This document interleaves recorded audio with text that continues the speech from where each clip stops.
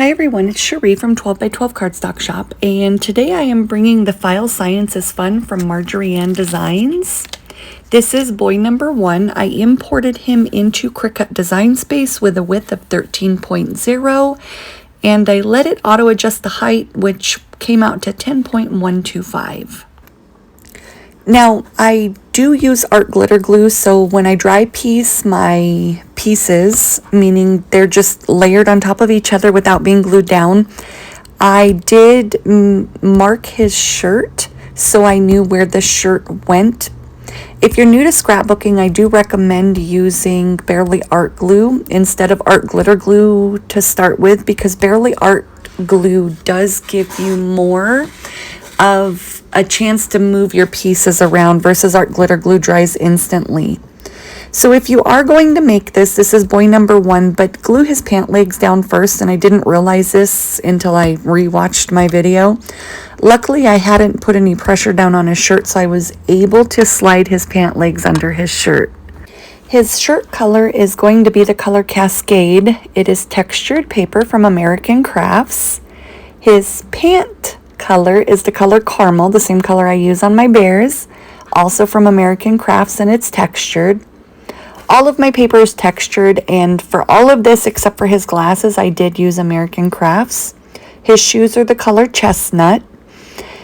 I do have a swatch of inks, so when I go around my pieces with a finger dauber, I try to ensure that I go 2 shades darker just to guesstimate that it's dark enough for any fading, as some inks do fade over time, some don't. There is a difference between permanent ink, archival ink, alcohol inks. So if you're going to start with ink, make sure you know which kind of ink you're working with. On my YouTube, I do have some inking processes so you can see which is paper pieces and leftovers. And for these, I mostly just put them together for 12 by 12 Cardstock Shop. The inking process is very lengthy, and it is kind of hard to cram all of the inking plus the gluing into one video. So my page, sometimes they're broken up.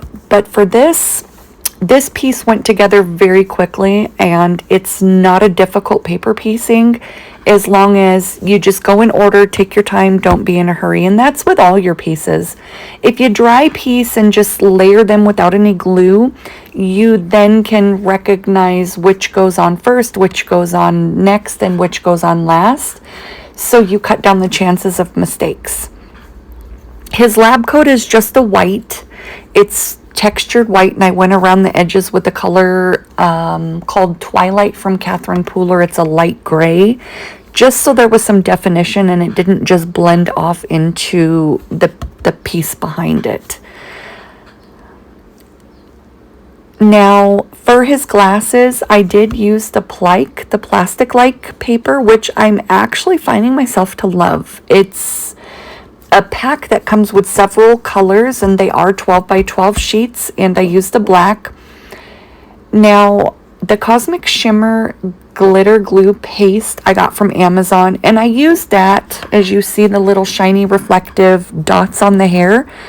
I use it once it's dry to place the hair down so I can get proper placement of his eyes and his glasses, so I'm not guessing where to put them. I also used it on the back of his eyes and his glasses. That way they were in place so I could trace them. And then I pop them off to do all the details, such as the eyelashes and my chalking as far as the cheek colors. And you can glue over it. I'm gluing over it, and it actually gives it just a little bit more reinforcement, so you don't have to worry about it interfering with any of the glue. So I went ahead and glued his head down after his lab coat was on. So you will start with the pant legs, the shirt, the soles of the shoes, his lab coat, and then the little ruffle collar piece on the front, and then glue his head down lastly. I went ahead and did the eyes and got all of my chalking done before putting the hair down, and then the glasses lastly. He's so cute. The arms are going to go behind his lab coat. His nose goes over the glasses, as you see. And I did not glue his hands down because I wasn't sure what kind of piece I was going to have him hold. I did create that clear piece up there. That's just something I've taught myself to do. It's not perfected, so I haven't shared it with anyone yet, just because I'm still working out how to get it a little bit more without all of the extra bubbles. There's several things you can use, but it is me starting with acetate as my base because it's clear, and 12 by 12 cardstock shop does have acetate. Clear glue, but you do have to allow it hours to dry, otherwise you will leave fingerprints in it. I'm just trying to figure out how to get the bubbles not to show up.